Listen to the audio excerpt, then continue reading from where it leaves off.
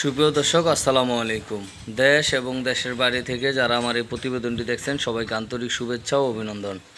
তো বন্ধুরা, অনেক ভাই কমেন্ট করছেন যে ভাই আপনি আপনার গরুগুলোর জন্য দানাদার খাবারটা কী কী উপাদান দিয়ে তৈরি করেন এই বিষয়ে একটি ভিডিও একটি প্রতিবেদন করেন, তাহলে আমাদের একটু বুঝতে সুবিধা হবে। তো বন্ধুরা, আমাদের গরুগুলোর জন্য আমরা কী কী উপাদান দিয়েই দানাদারটা তৈরি করি এই বিষয়টা নিয়ে আজকে আলোচনা করব, এবং কোন গরুকে কতটুকু দানাদার খাদ্য দিতে হবে এই বিষয়টা নিয়ে আজকে আমরা আলোচনা করব। ভিডিওটি না টেনে সম্পূর্ণ ভিডিওটি জুড়ে আমাদের সাথেই থাকুন।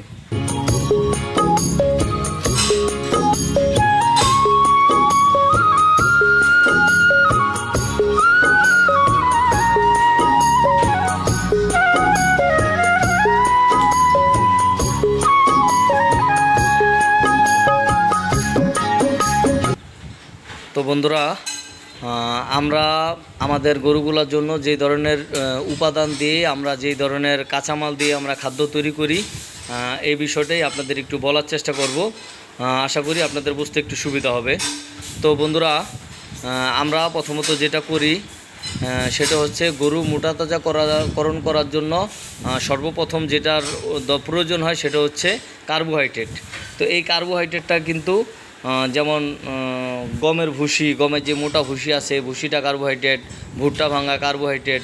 তো এখন কথা হচ্ছে যে আমরা ভুট্টা ভাঙা এবং গমের ভুসি প্রতি 100 কেজির জন্য কতটুকু দিয়ে থাকি। তো আপনাদের একটু বুঝতে সুবিধা হবে, আমি যদি প্রতি 100 কেজি খাদ্যের হিসাব দেই তাহলে আপনাদের একটু বুঝতে সুবিধা হবে। তো আমরা প্রতি 100 কেজি দানাদার তৈরি করতে 30 কেজি গমের মোটা ভুসি ব্যবহার করি এবং 20 কেজি ভুট্টা ভাঙাটা দেই, যেটা ভুট্টার গুঁড়া, যেটা সুজি সেটা। তাহলে 30 আর 20 50, আর হচ্ছে রাইস ব্রান যেটা আছে সেটা আমরা দেই হচ্ছে 20 কেজি, তাহলে 50 আর 20 70।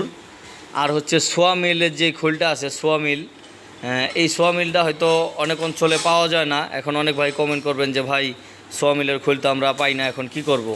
আপনারা যারা সোয়া মিল ব্যবস্থা করতে না পারবেন আপনারা অবশ্যই সরষার খোল দিবেন, কারণ খোলটা কিন্তু অনেক পরিমাণে উচ্চ প্রোটিন থাকে। তো আপনার হচ্ছে সরিষার যে খোল আছে এই খোলটা আপনারা দিবেন হচ্ছে আমরা যেই সোয়া মিলের খোল এটা দিয়ে হচ্ছে 15%, আর সরষারটা যদি দেন তাহলে একটু বেশি দিতে হবে, কারণ সোয়া মিলের খোলটা একটু প্রোটিন পার্সেন্টটা বেশি থাকে, যার কারণে আমরা 15% দিই। তাহলে ওদিকে হচ্ছে 70 কেজি আর 15 কেজি হচ্ছে সোয়া মিলের খোল, সোয়া মিল যেটা, তো তাহলে হচ্ছে 85 কেজি। আর হচ্ছে ছোলার যেই ভুসিটা আছে এই ছোলার ভুসিটা দিবেন হচ্ছে 5 কেজি, মুসুরি ভুসি দিবেন 5 কেজি, আর হচ্ছে অ্যাঙ্করের ভুসি দিবেন 5 কেজি। তাহলে 3 পদের ডাউলের ভুসিতে মিলে হচ্ছে 15 কেজি, আর ওদিকে হচ্ছে আপনার 85 কেজি।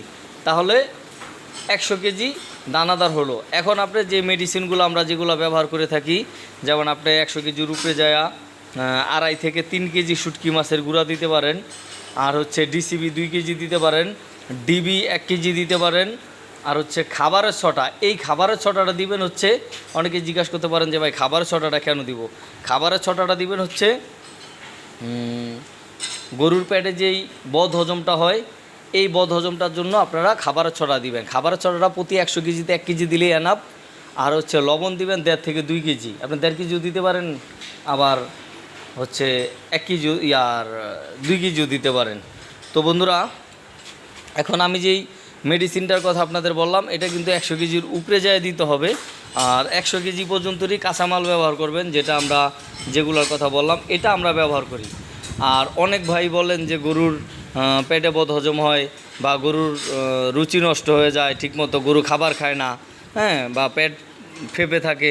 এটার একটা কারণ হচ্ছে আপনারা যারা বিভিন্ন ইউটিউবারদের ভিডিওগুলো দেখেন, এগুলা দেখা যারা এই যে প্রতি মাসে মাসে খাবার রেশিও চেঞ্জ করেন, আপনাদের এই সমস্যাটা বিশেষ করে বেশি হয়। এটার কারণ হচ্ছে, যেমন আজকে আপনি আমার ভিডিও দেখলেন, আমার খামারে আমি যেভাবে খাবারটা খাওয়াই এই ভিডিওটা দেখলেন, আপনি এই খাবারটা খাওয়াবেন গরুকে। পরবর্তীতে হচ্ছে আপনি আবার আরেক খামারের ভিডিও দেখলেন, দেখা পরের মাসে আপনার খাবার রেশিও আবার চেঞ্জ করলেন, তারপরের মাসে আবার আরেক খামারের ভিডিও দেখলেন, আবার খাবার রেশিও চেঞ্জ করলেন।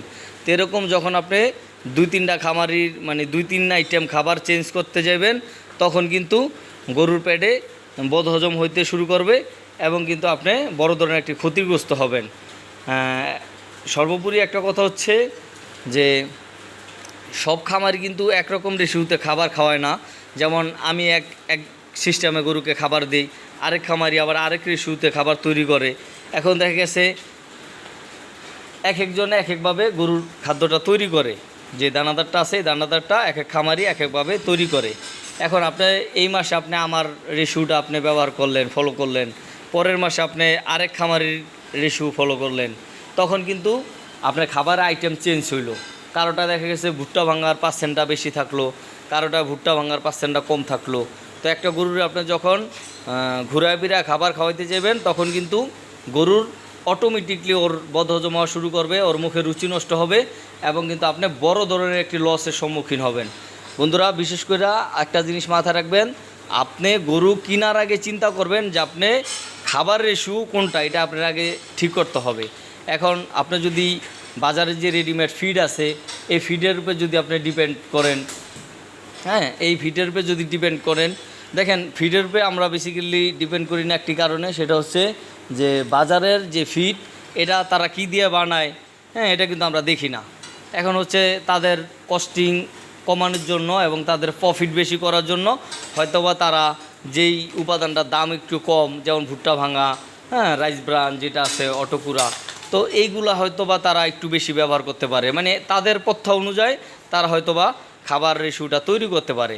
এখন বন্ধুরা, আমরা যে খাবারটা তৈরি করব এটা কিন্তু আমরা বুঝতেছি, আমরা দেখতেছি যে কোন খাবারটার মানসম্মত এবং কোন খাবারটা ফ্রেশ আছে। আমরা কিন্তু এগুলার দিকে একটু খেয়াল করে আমরা এটা তৈরি করব আমাদের নিজেদের গরুগুলা যেমন ভালো থাকবে এবং যেভাবে আমাদের গরুগুলার গ্রোথ আসবে আমরা কিন্তু সেভাবে তৈরি করব নিজেরা। তারপরে অনেক সময় দেখা গেছে ফিটমিল যারাদের আছে অনেকেই যদি একটু ধরেন সাপোজ একটা খারাপ খাবার ব্যবহার করলো, আপনি কিন্তু দেখলেন না, আর আপনি যেটা নিজে তৈরি করবেন আপনি কিন্তু খারাপ খাবারটা গরুকে খাওয়াবেন না। তো আমরা যার কারণে বাজারের ফিডটা বাইরের ফিডটা ব্যবহার করি না। আরেকটা কথা হচ্ছে যে বাইরের ফিডটা অনেক ফিড দেখা গেছে আপনার সাপোজ 60 টাকা 62 টাকা কেজি পড়ে, হ্যাঁ, বা 58 টাকা কেজি পড়ে। তো দেখেন 58 টাকা 60 টাকা কেজিতে আপনি যে খাবারটা খাওয়াবেন ওই খাবারটা যদি আপনি 42 টাকা 43 টাকায় রেডি করতে পারেন, তাহলে কোন বোকা লোক ছাড়া কোন লোকে সেটা করবে বলেন? পার কেজিতে যদি আপনি আমি আপনাদের ছোট্ট করে একটি কথা বলি, সেটি হচ্ছে ধরেন এই অ্যাগ্রো সেক্টরে কিন্তু অনেক টাকা প্রফিট না। এখন আপনার প্রফিটটা করতে হবে হচ্ছে খাবারের টাকা থেকে, মেডিসিন যে কস্ট আছে সেখান থেকে সেভ করতে হবে, খাবার কস্টিংয়ের থেকে সেভ করতে হবে, এইভাবেই কিন্তু আপনার প্রফিটটা করতে হবে। এখন আপনি যদি সেটা হিসাব কিতাব করে না চলেন, যেই খাবারটা আপনি 42 টাকা 43 টাকায় তৈরি করতে পারতেছেন, সেই খাবারটা যদি আপনি বাইরে থেকে 55-60 টাকায় দিয়ে কিনেন, তাহলে তো আপনি ভাই কখনো প্রফিট করতে পারবেন না। তো এখন অনেক খামারি বাইরে কিন্তু একটি প্রশ্ন করবেন যে ভাই তাহলে এই যে খাবারটার কথা বললেন এটার পার কেজি কত টাকা পড়তে পারে আর কি। তো বন্ধুগণ, আমি যে খাবারের কথাটা বললাম এই খাবারটা যদি আপনারা তৈরি করেন তাহলে 42 টাকা থেকে 43 টাকা পড়বে। এখন দেখা গেছে এরিয়া ভিত্তিক, কারো এরিয়ায় দেখা গেছে 10 টাকা মানে বেশি মানে কোনো বস্তায় 20 টাকা 50 টাকা বেশি কিনা পড়তে পারে, কারো এরিয়াতে 20 টাকা 50 টাকা কম পড়তে পারে। এখন আপনার এরিয়া ভিত্তিক অনুযায়ী হয়তো বা একটু আপ ডাউন হবে, হয়তো সামান্য একটু আপ ডাউন হবে। আর অনেক ভাই কমেন্ট করবেন যে ভাই আমাদের এরিয়াতে সোয়া মিলের খোল পাওয়া যায় না। ভাই কিছুদিন আগে সোয়া মিলের খোলটা আমি উপায় নেই, তখন আমি সরিষার খোল ব্যবহার করতাম।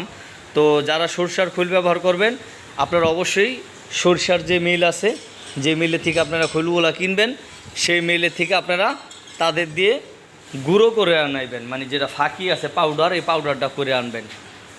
তাহলে কিন্তু আপনার মিক্সারটা সুন্দর হবে এবং ভালো হবে। পাউডার করতে আপনার প্রতি 70 কেজি বস্তা পাউডার করতে 200 টাকা নেবে যদি আপনারা মিলের থেকে গুঁড়ো করে আনেন। তো বন্ধুরা, এখন এই যেই দানাদার খাদ্যের কথা বললাম, এই দানাদার খাদ্যটা সব সময় চেষ্টা করবেন নিজেরা তৈরি করার, নিজেরা তৈরি করতে চেষ্টা করবেন। কারণ নিজেরা যদি তৈরি করেন তাহলে কিন্তু এটার গুণগত মানটাও পারফেক্ট থাকবে, আপনার গরুগুলো কিন্তু ভালো ফ্যাটিং হবে এবং আপনার অর্থনৈতিকভাবেও আপনার মোটামুটি ভালো একটা স্বাস্থ্য হবে। তো সব কিছু বিবেচনা করেই আপনারা অবশ্যই গরু খামার করবেন। আর খামার করার আগে চিন্তা করবেন আপনি কোন প্রজেক্টে কাজ করতে চান, আপনি কি করতে চান, এটা আগে চিন্তা ভাবনা করবেন। তো প্রিয় ভিউয়ার্স, আপনারা অনেকেই আরেকটি কাজ করে থাকেন, সেটি হচ্ছে যে এক খামারি আরেক খামারির থেকে আপনার এই মিক্সারটা সংগ্রহ করতে চান, অনেকে বিক্রি করে, অনেকে কিনে খাওয়াইতে চান। দেখেন ভাই, আপনারা হয়তো অনেক খামারি আমার এই ভিডিওটা দেখার পর হয়তো আমার বকাবকি করবে, কিন্তু কিছু করার নাই, যেটা সত্যি কথা আর যেটা বললে মানে প্রান্তিক খামারিরা ভালো থাকবে, আমি সে কথাটা না বলেও পারি না। সেটা হচ্ছে যে আপনি আরেক খামারি থেকে যদি খাবার ক্রয় করেন, এখন একটা খামারি দেখা গেছে কেজি প্রতি 5 টাকা 3 টাকা 4 টাকা 5 টাকা প্রফিট করতে চাইবো, এটাই স্বাভাবিক ভাই। যারা ব্যবসা করবে তাদের লেবার কস্টিং আছে, বস্তা খরচ আছে, হ্যাঁ, সব কিছু মিলাই জিলা একটা প্রফিট করতে হবে। অটোমেটিকলি 2-4-5 টাকা পার কেজিতে প্রফিট করতে চাইবো। এখন আপনি যদি মাঝখান থেকে আরেকটা খামারিরে, সেও কিন্তু বাজার থেকে কাঁচামাল সংগ্রহ করে এটা মিক্সার করে তারপর আপনার কাছে বিক্রি করবে। যেমন আমার কাছে অনেক প্রান্তিক খামারি ভাইরা ফোন দেন যে ভাই আপনি কি দানাদার খাবার বিক্রি করেন কি না, বা আমার এরিয়ার অনেকেই দানাদার চান। তো দেখেন, আপনারা আরেকটা খামারিরে প্রফিট না দিয়া আপনারা যদি একটু কষ্ট করে বাজার থেকে কাঁচামালটা সংগ্রহ করে যদি নিজেরা দানাদারটা তৈরি করতে পারেন, তাহলে পার কেজিতে আপনার 5 টাকা করে যদি ধরি আমি, তাহলে কিন্তু অনেক টাকা ভাই। আপনি যখন 10-20টা 30টা গরু লালন পালন করবেন, আপনার কিন্তু একটা বছরে কয়েক টন আদার লাগবে ভাই, ঠিক আছে। এখন হয়তো বা আপনাদের এই পরামর্শটা দিতে যায় অনেক খামারির বকা শুনুম আমি, তারপরও বাস্তব কথাটা বললাম, এটা একটু আপনারা চিন্তা করে দেখেন। একটা বছর হিসাব মিলেন যে ভাই কয় টন আদার বাইরে থেকে কিনেন, এবং ওই টন কয় টন কিনলেন, মানে কয় হাজার কেজি আদার বাইরে থেকে কিনলেন, এবং 5 টাকা কইরা পার কেজিতে 5 টাকা ধইরা কয়শো কেজি কিনলেন, কয় হাজার কেজি কিনলেন, এটা একটু ইন্টু দিয়েন, দেখেন বছর শেষে কয় টাকা লয়ে যায় আরেক খামারি। তো অবশ্যই কষ্ট করতে হবে, ওই পকেটে হাত দিয়া ঘুরলে এই সেক্টরে প্রফিট করতে পারবেন না, পকেট থেকে হাত বের করে নিজের পরিশ্রমী হতে হবে। তো বন্ধুরা, আশা করি যারা যে ভাইরা দানাদার খাবার সম্পর্কে জানতে চাইছেন, আরেকটি কথা হচ্ছে যে আমি যদি দানাদারটা কিছুদিন আগে মিক্স করছি, আবার হয়তো বা কিছুদিন পরে মিক্স করব, তো আমি যদি দানাদারটা এখন মিক্স করতাম তাহলে আপনাদের উপাদানগুলো দেখাইতাম আর বলতাম। তো বন্ধুরা, আমি যেহেতু দানাদারটা মিক্স করতে একটু দেরি হবে, অনেক ভাই কমেন্ট করছেন যে ভাই দানাদার সম্পর্কে একটা ভিডিও দিয়েন। তো আশা করি এই ভিডিওটি দেখলে আপনারা বুঝতে পারবেন এবং কী কী উপাদান, কোন কাঁচামালের উপাদানটা কতটুকু দেই, এটা আপনাদের ক্লিয়ার হবে। তো আপনারা যদি আমার ইউটিউব চ্যানেল থেকে ভিডিওটি দেখেন, অবশ্যই চ্যানেলটি সাবস্ক্রাইব করবেন, ভিডিওটি ভালো লাগলে লাইক কমেন্ট শেয়ার করবেন। আর যারা ফেসবুক পেজে থেকে ভিডিওটি দেখবেন, অবশ্যই পেজটি ফলো দিবেন, ভিডিওটি ভালো লাগলে লাইক কমেন্ট শেয়ার করবেন। সবাই অনেক বেশি ভালো থাকবেন। আল্লাহ হাফেজ, আসসালামু আলাইকুম।